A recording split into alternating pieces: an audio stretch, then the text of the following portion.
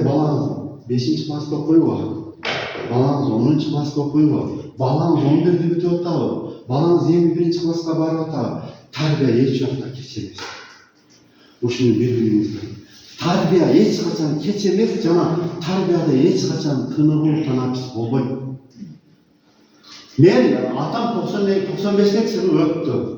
Алла разы болсун. Мен ушул 40 жашындайым, атам мени тарбиялайт эле. Сиздерде эле бар да, сиз апаңыз үчүн дагы эле жашсыз.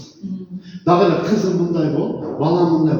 Бул деген тарбияны эч убакта танаписи болбойт. Тарбияны эч убакта кечишти болбойт. Караңыздар, унут айылда кеч эмес, баланын кызыгышына маани берип. Сиз бүгүндөн баштап, бирок бүгүндөн баштасаңыз балдарыңыз тыйынбайт. Башкача көз-караш болот. Апам үйрөнүп калган дейт да. Бүгүндөн баштап бул суроого биз баланын кызыгышын кантип ойготобуз, эмне кандай дегенге биз эки мисал алдык. Биринчиси футболист болгон Темирлан, экинчиси тигүүчү болгон Самаган Акылайдын мисалында. Бирөөнүн Темирлан деген баласы бар экен, бирөөнүн Акылай деген кызы бар. Балам атасы, сен юрист болушуң керек. Ата, мен футболго кызыгам дептир да. Топ терип жыргата эле, сен юрист болосуң. Сен юрист болушуң керек, же мындай болушуң керек деп эмне кылыпты? Мажбурлап. Бала 5 жыл окуп, дипломду алып, ата-мана мен юрист болдум деп кайрылмасы болду.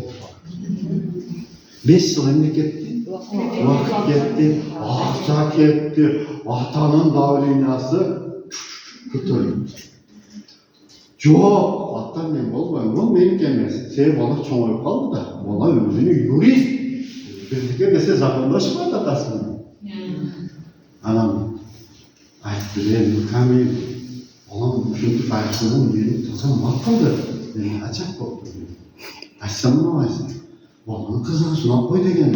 Балам азыр футбол болгондо, балким бул чемпионатта ойнойт эле, башка да ойнойт эле деп көрсө, мындайда биз дайыма ушул жерде эң чоң күнөө. Биз ата энелер өзүбүз жете албаган нерсени балдарыбызга жеткиребиз да. Мен юрист болбой калдым депчи, анын сыңарында карап көрүңүздөр.